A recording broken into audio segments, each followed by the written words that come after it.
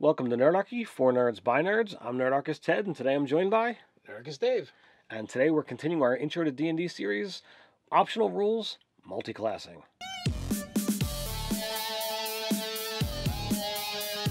I'm going to start this video by thanking our sponsor, Easy Roller Dice. Whether it's your first set of dice or your 1 millionth set of dice, Easy Roller Dice. Down in the description below, you can find the link to easyrollerdice.com/nerdarchy, as well as a one-time coupon code to get a 20% discount off your first order of Easy Roller Dice. Go get your Easy Roller Dice. So we're diving back into our Intro to D&D series. We're still talking about the optional rules, and this time we're talking multiclassing. Yes, the second of the two rules in the customization section of the Player's Handbook. So this starts on page 163 of your Player's Handbook.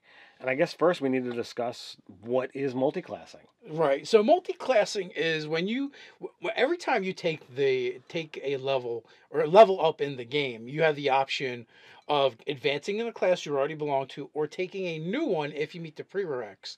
And that all depends on whether your DM allows it or not. So first and foremost, every character gains XP experience, and through that you have the ability to level up, grow stronger, get more powerful, get access to new things.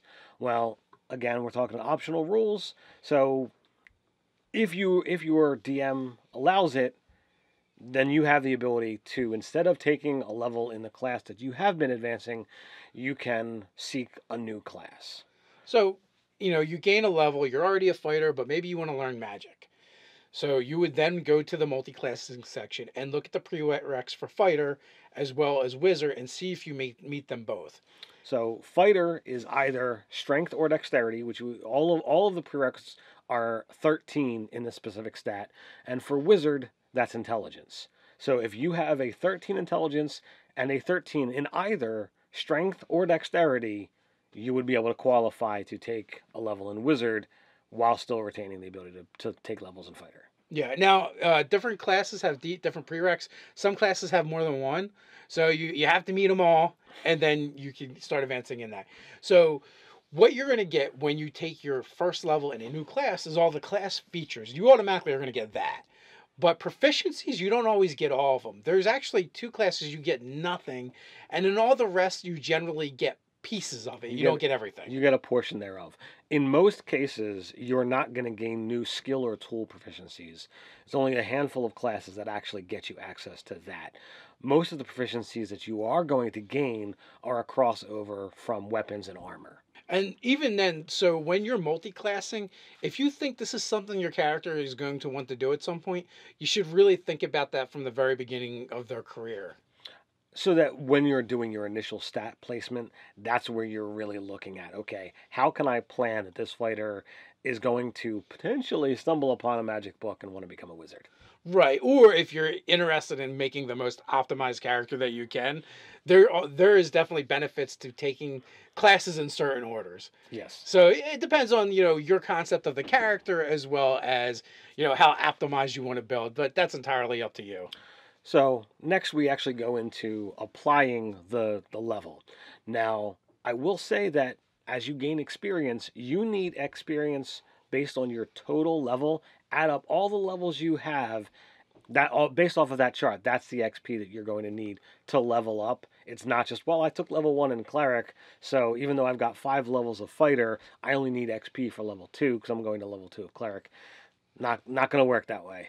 Right. So basically, it becomes your character level, and then you'll have possibly multiple class levels. So the next thing to look at is hit points. You're only ever going to gain the hit point and hit die based off of the level that you are getting.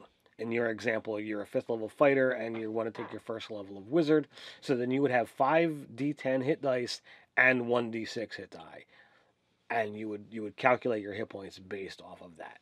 So the next thing to look at is your proficiency bonus. Now, this is actually one of the things that is based off of your combined level.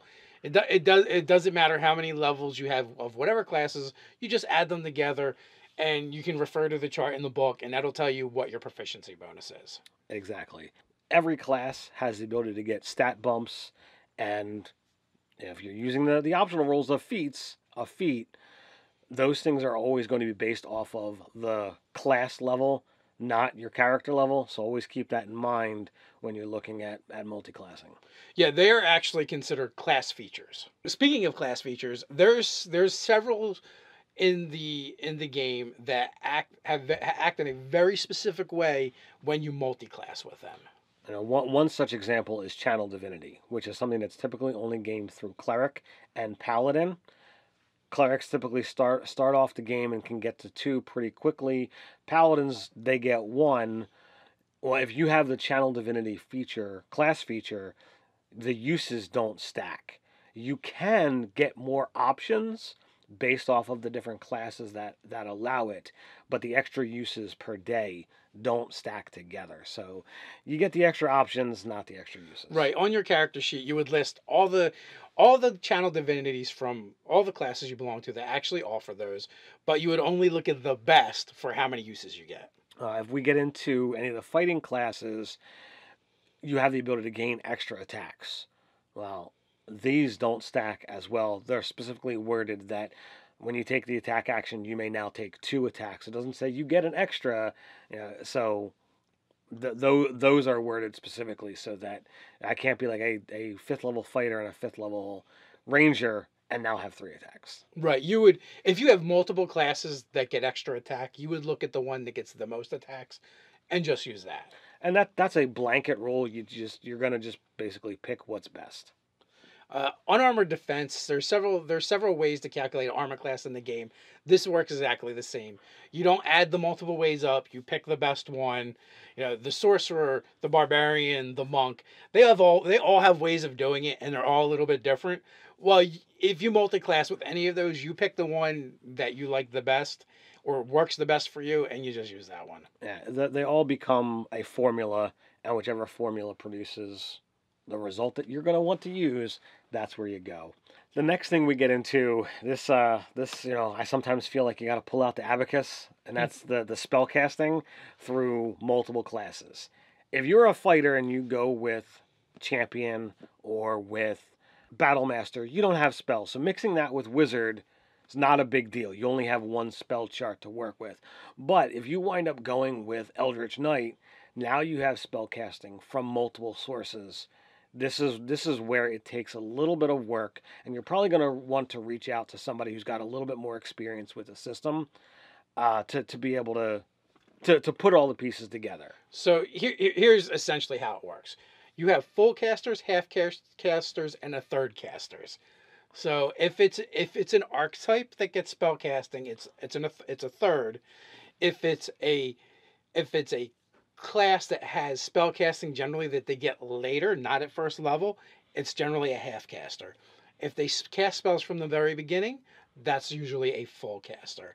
That would be like the easiest way to break it down. With one minor addendum, and that's the Warlock. The Warlock has access to spells from the beginning, but their spellcasting does not stack in any way, shape, or form with the other casters. In some ways, it's easier because it's its own thing. You just look at your Warlock level and your other caster level, and that's exactly what you have.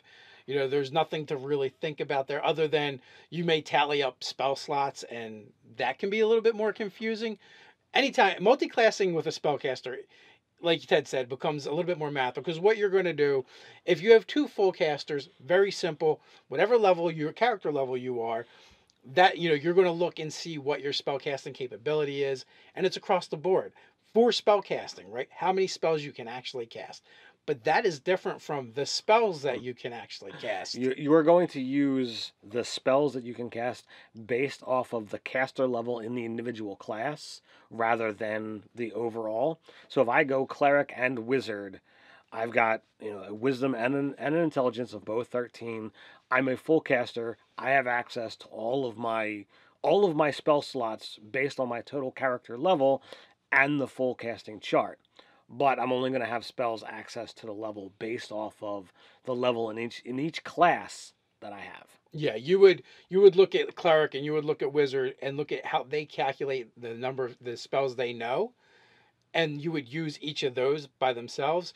And this gets you into kind of a weird spot because like you might have access to 3rd level spell slots, but not actually have any 3rd level spells to cast. Now, you can use those slots to cast lower level spells, or if a spell has the ability to increase in power by casting at a higher level, you can use it that way. But third level spells, you just don't have them yet. And that's 2 full casters. Well, it's the same thing with a half caster and a full caster, or 2 half casters. You're going to combine them to know what your casting power is, but what you can actually cast, again, you have to refer to the individual classes. Right. So that wraps it up. That's multi-classing in a nutshell. It's not as difficult if you avoid the spell casting combinations, but even that, with a little bit of experience and a little bit of reading, evaluating, you can get it and be able to handle it like a champ. As always, you can play whatever you want to play, and if you have any questions on how to properly do multi-classing, you can put those down in the comments, and either ourselves or one of our awesome fans will be more than happy to help you. While you're down there, don't forget to like, share, and subscribe. You can jump down to the description where you can find that link to easyroller.com/Nerdarchy, as well as that one-time 20% discount. So until next time, stay nerdy.